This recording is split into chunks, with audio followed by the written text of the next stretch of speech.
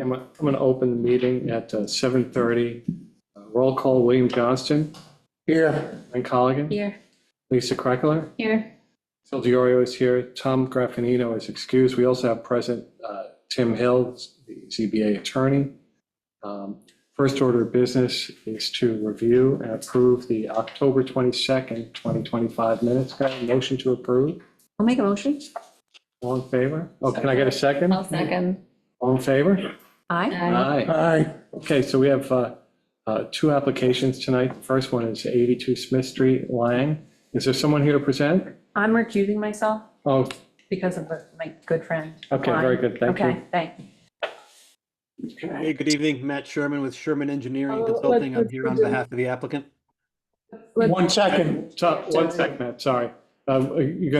Can you give us a quick reading of the notice, Christina? I'm sorry. Hearing on the application of Christina Lang, owner of 82 Smith Street, Shelter Island, New York, which is located in Zone C and is more specifically described on the Suffolk County tax map as 700-18-3-8.1. The applicant wishes to convert the existing basement to a one-bedroom accessory dwelling and is seeking a variance from Town Code Section 133-17A1D. And there was a letter of support received from George Hahn, I believe, yeah. Yeah. George Hahn.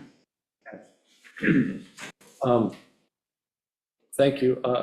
Matt Sherman, you're here to present? Yes, I am. Thank you. Again, Matt Sherman, Sherman Engineering and Consulting. I'm here on behalf of Christina Lang as the applicant on this application and the property owner. And basically what this is Christina is looking to get approval to convert her existing basement into an accessory dwelling unit. The site, it's in C zone, so the minimum lot size required for an accessory dwelling unit would be 30,000 square feet. On our original application, we had the square footage number incorrect, and we'd gotten an updated survey. So we're actually a little bit better than the initial application would have indicated. The total square footage for the property is 18,765 square feet. So it's a variance of 11,235 square feet, which is about a 38% variance from what the code required minimum would be in order to have an accessory dwelling unit on the property. Ms. Lang understands that that's a pretty significant variance to ask for. However, at the same time, the variance is looking for the approval of an accessory dwelling unit to a house that's a one-bedroom, one-bathroom house. And the ADU would be a one-bedroom, one-bathroom ADU. So even with the addition of this accessory dwelling unit on a substandard lot, it's still a significantly smaller impact than a typical single-family dwelling would have. We couple that with the idea, with the fact that this is very close to the Ryan Horse Farm, which is approximately 60 acres of protected property. There's also some other larger tracts in this area. They're not protected, but they are larger and they're undeveloped at this time. So the kind of impact that having this little bit of extra development in this property would be minimal by any standard. And so based on that, we're looking for a variance for that lot size, for that 38% lot size difference from what the code requires. Matt, am I correct in assuming there's an IA septic system there? Yeah, Christina just put it in and we got final approval on that a few months ago. So there is an IA in there, and the IA is designed for up to 4 bedrooms, which is really the minimum that the health department allows us to design for in most circumstances. So it is it's new, and it's more than large enough to accommodate this additional flow. And is there going to be any push out of the basement at all? No, not in any way, shape, or form. It's completely contained within the basement itself. The only addition to the building footprint, if you would want to even call it that, would be on the western side. There's going to be an exterior staircase going down, and that's shown on the site plan. The existing building is about 20 feet, just over 20 feet from the side yard line. And you're going to have a small staircase on that side And that's about just over 15 feet from the side yard line. And the side yard setback in this area is 10 feet for the building. So it will not be in the setback at all then? Right, no, it's not even close. Yep. Matt, when I drive by the property and when I'm looking at this survey, there's not a lot of parking there. And if you're going to have this additional living quarters specifically for an accessory dwelling, you're going to have more vehicles going in and out. So is there a parking plan? Yes, on the site plan, you'll see that there's, in the lower left corner of the property, in that southwest corner, there's a small gravel parking area now. It's about 20 feet wide, give or take. Yep. And that's going to be expanded to 30 feet wide going into the property. So you'll have enough width to park 3 cars. And it's also going to be extended another 10 feet or so into the property. So the parking area on site will be about 30 feet wide by 20 feet deep, which is the equivalent of 3 parking spots. Okay, thank you. Yep, you're welcome.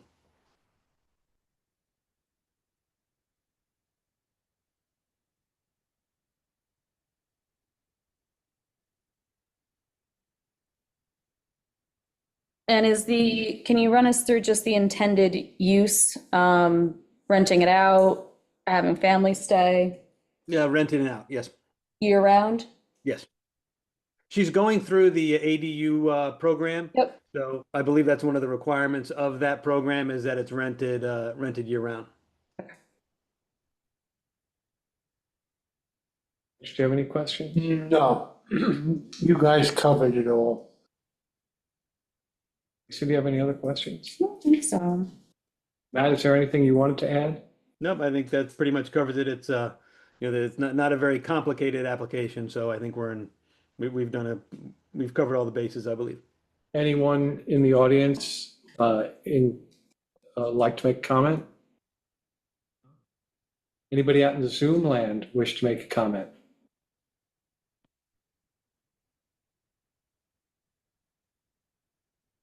No? I don't have anybody there, right, Christina? No.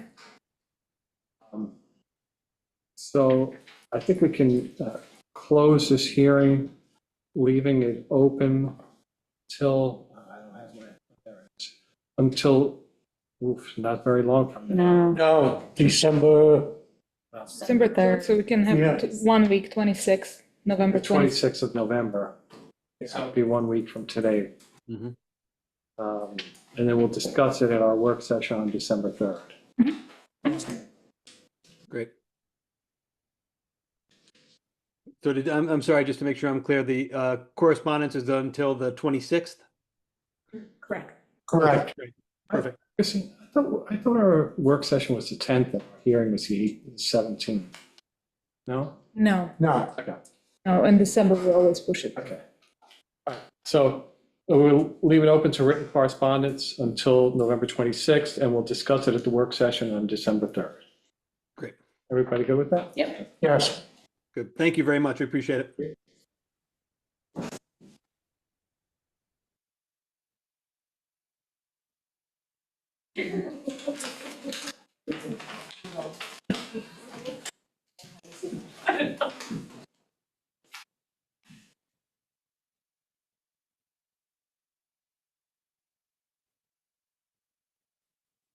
Third.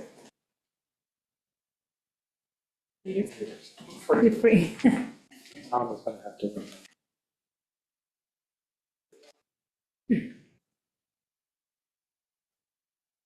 It's totally. Scott might be in the city. All right, we have one other hearing tonight. That is 29 Terry Drive, Woodward. Christina, will you read us the legal notice here quick? Hearing on the application of Maureen and Orator Woodward, owner of 29 Terry Drive, Shelter Island, New York, which is located in Zone AA, it reverts to A, and is more specifically described on the Suffolk County Tax Map as 700-17-1-59.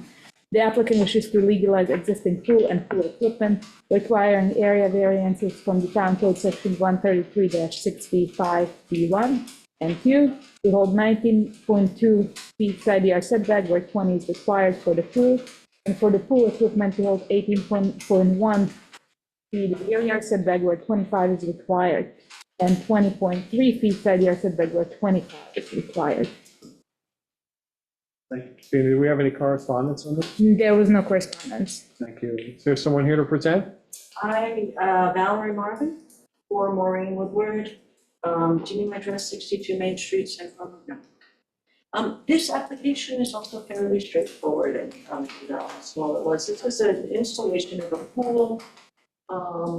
It was mistakenly put in the wrong place. And, you know, I'm here to confirm it with the variance if possible. It was constructed some years ago. I do have a letter from my client to the board that I would like to read and just give you some, you know, background to what happened for her.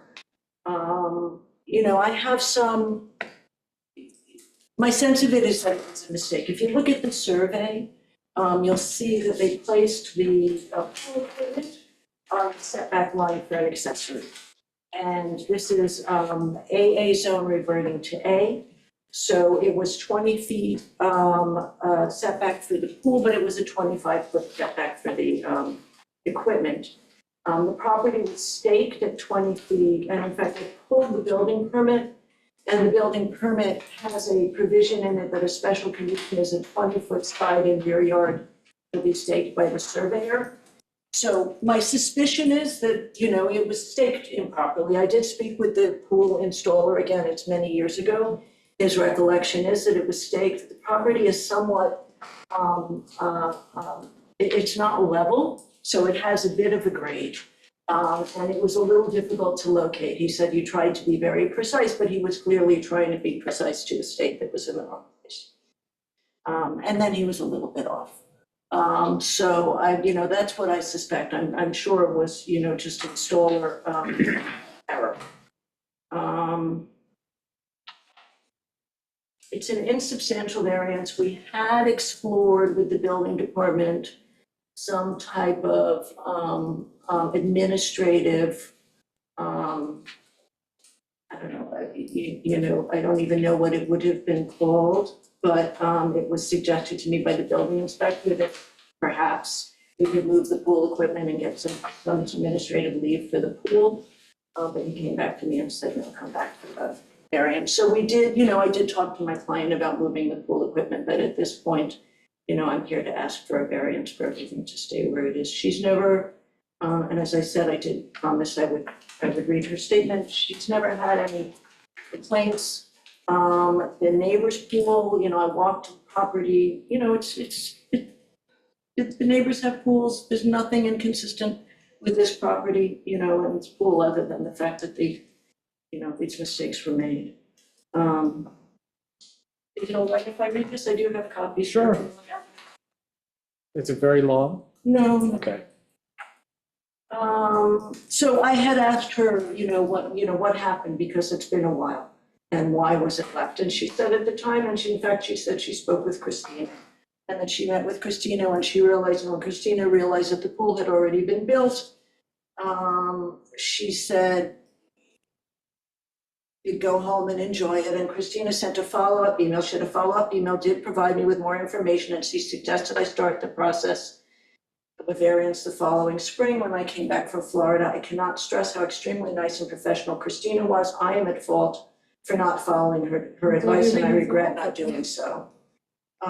Every year we have spent less time on the island, and upon each return, the home inevitably required maintenance before our family could enjoy it. The summer before last, I arrived on July 13th, 2024, finding a flood and mold growth at my lower level. It took 3 weeks to restore the damage, and we left on September 14th. I can only tell you I've been dealing with an aging husband who has faced multiple health issues. Orator Woodward, born 11/27/1993, he's 90. He has been here at home in the care of Trustbridge Hospice for the last year, which precluded us from visiting Shelter Island this past summer. I've been working full-time in real estate here in Florida. which is challenging, and I can tell you I have a lot on my plate. Please let the board know that I am sorry and I regret my inaction. Please also let them know that I've never received any complaints from my neighbors. Our home was purchased by my parents, David and Elizabeth Barry, and has been in the family since it was built in 1971. I look forward to one day being able to spend more time in Shelter Island with close friends and beloved. Again, I am sorry this problem was not addressed sooner, and she just said, she just thanked me for that. So, I have copies. What year was the pool installed? I can look in 1 second. The pool was installed, the permit was on June 2015, and I think the pool was completed in 2016.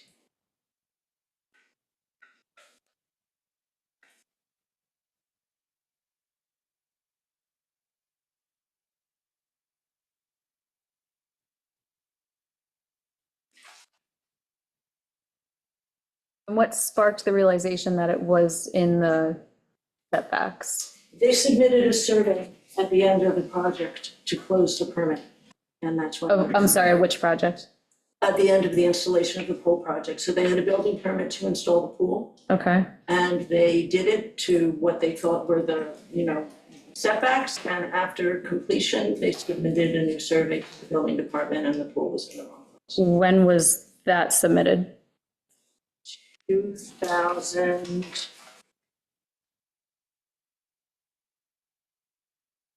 I have a 2018. That was 2018.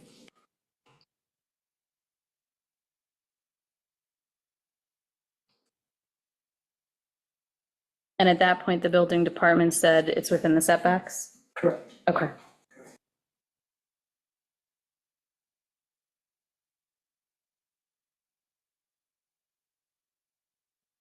Didn't I walk over to you with these, but I still have them? You gave me one. I gave you one, that's all you wanted? I don't know, do you want a copies? copy? It's all right. I'll distribute a PDF, so that's I fine. mean, I have them. Yeah, thank you. Really so much more of the equipment than the pool itself, right? Out of the setback?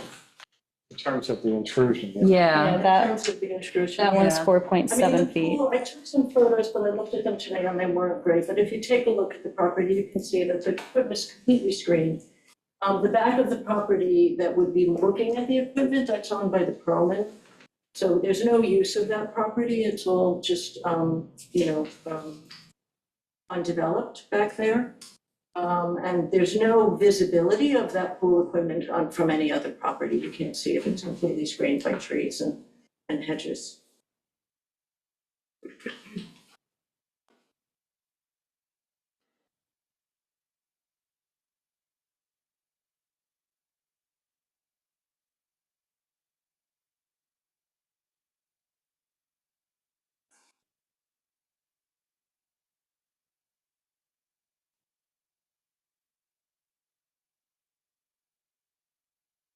Yeah, there's woods behind it.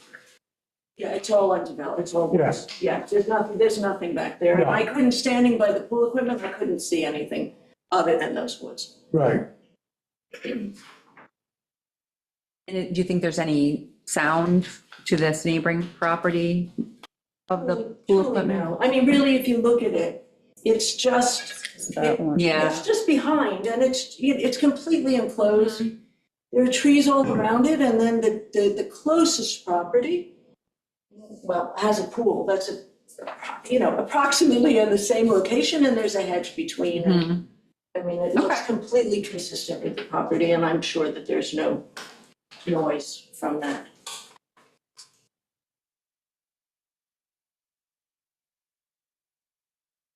look at that. Yeah. Yeah, no, Any questions? I've been there. I ain't seen no problem. All right, anyone else in the audience have anything further to add?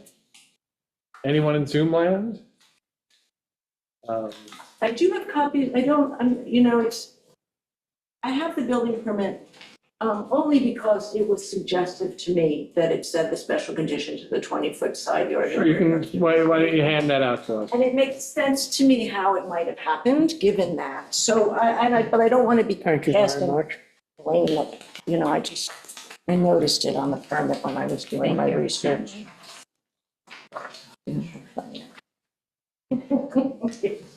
Quiet.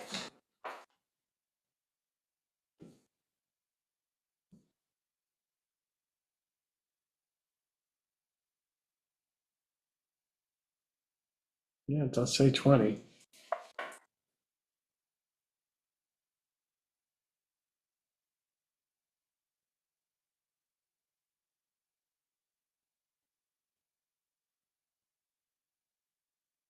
Anybody else have any other questions after this new submission? No? All right, so I guess, can I get a motion to close the hearing and leave it open to written correspondence until November 26th? Yeah, I'll make that a motion. And I'll second it. All in favor? Aye. All right, I think we're done. Thank you very much. Thank you. Thank you. Can we have a motion to close the hearing? Can we approve 2026 calendar? Oh, sure, let's, can I have a motion to approve the 2026 calendar? Did we decide on the November, those dates in November became the 4th and the 18th? Yeah, because the Oh, yeah. 11th is Yeah. Veterans Day. And we do have December as being the first two, the early bird schedule. Yeah. Yeah, All right, so can I have a motion to approve? I'll make a motion. As written, As written, yes. Can I have a second? I'll second. All in favor? aye. All right, can I have a motion to close the meeting? I'll make a And motion. I'll second. All in favor? Aye.